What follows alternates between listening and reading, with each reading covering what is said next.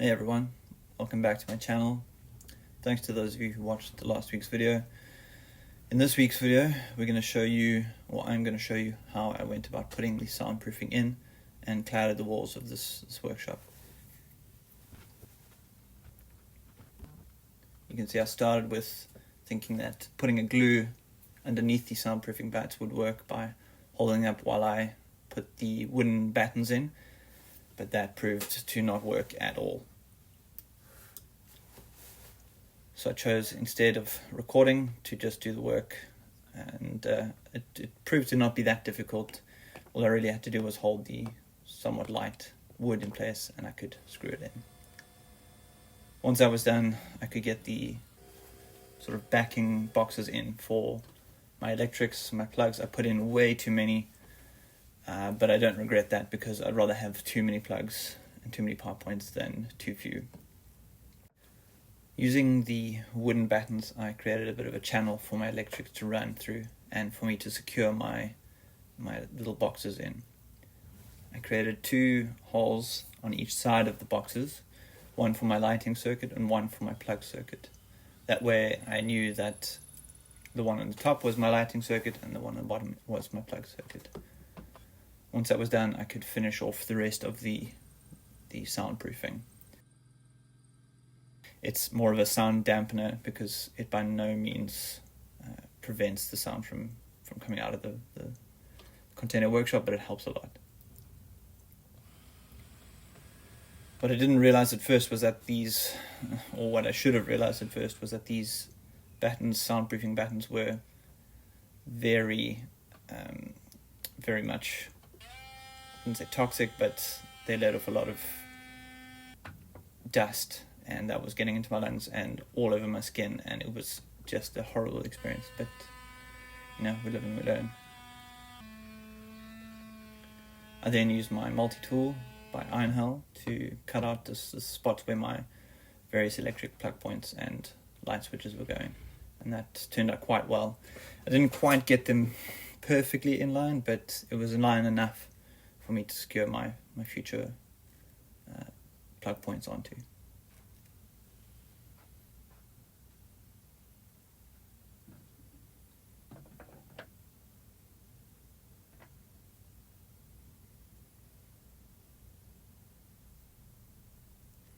You can see eventually I was wearing long sleeves and long pants, and luckily I had long hair to cover up my neck, and wearing a bit of a mask to prevent that stuff from damaging my lungs and also getting all over my skin, because I spent probably the next week after that scratching and feeling agitated from it.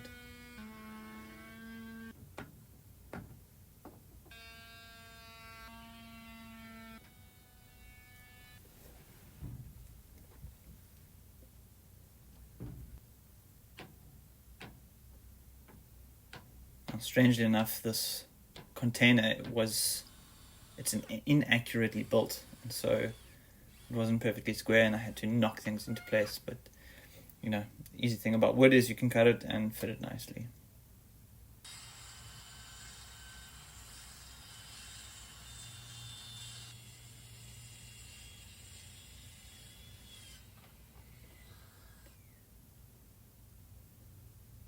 And so slowly but surely, on my own, I managed to get all the boards up and on the walls to cover up the somewhat frightening soundproof batting.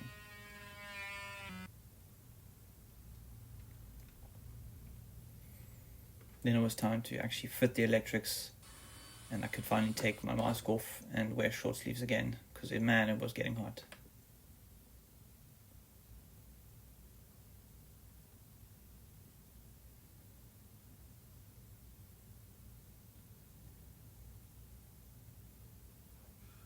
At this point, it was feeling really good in that workshop, and I could tell a noticeable difference in the sound that was much more dampened, and just it felt a lot more pleasant and a lot warmer, because the cold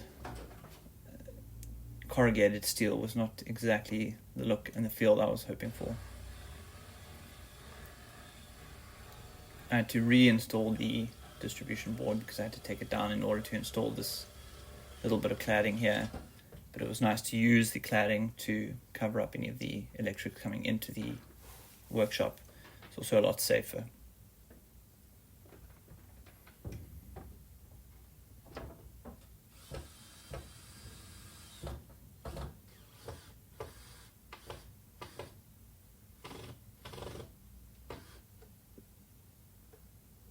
And rest assured, the power was off when I was operating with non-insulated equipment.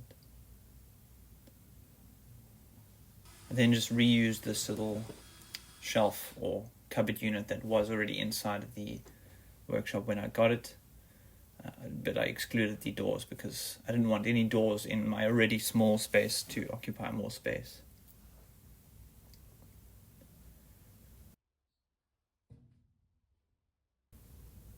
Next, I had to install some lighting.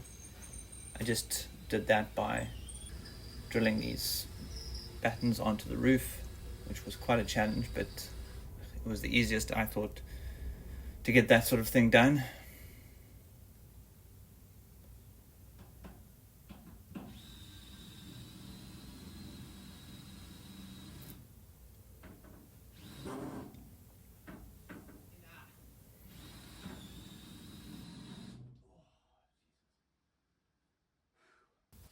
Once that was completed, I could open up the lights and start installing them using the M5 plugs. I had my little assistant come and help me / give me encouragement throughout the process of doing that.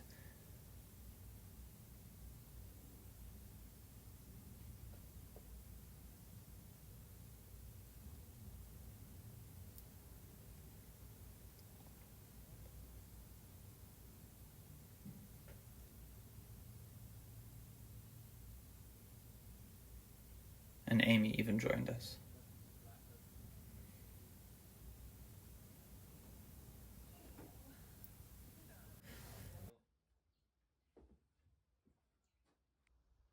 At this point, I was starting to get really excited because up until now I had been working inside of a tiny, dark little corridor, and it finally started to feel like a workshop. You can see I forgot to video record me putting up these uprights, but it was pretty straightforward, and I was just using sort of material that I had lying around because I couldn't afford to actually specifically buy anything. So it's just plain old ply with some of the construction battens to hold them in place.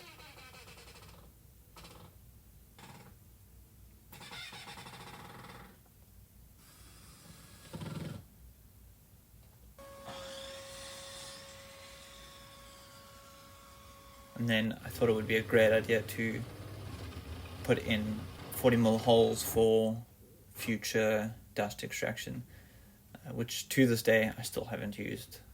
I was very hopeful that I could have like a very complex, beautiful dust extraction system, but that is a bit more complex than I'd like it to be.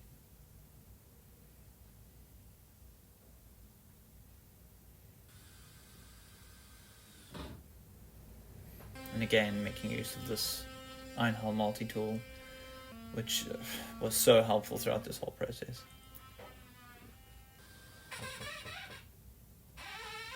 You can tell that at this point I hadn't yet found all of my correct bits to use and was screwing in the wrong screws with the wrong bits, and it was a bit of a hassle, but I had to make do with what I had until I could get nice and organized.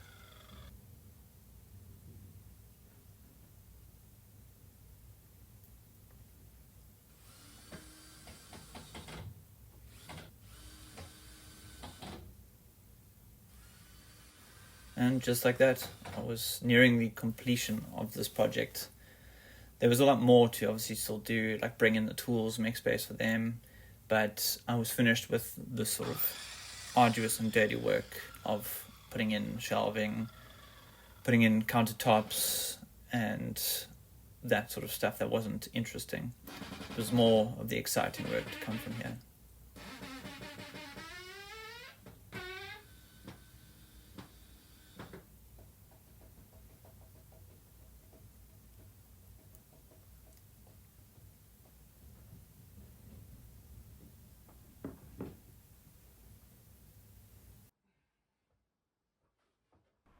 Thank you everyone for watching, and we'll see you next week for the final part of this build.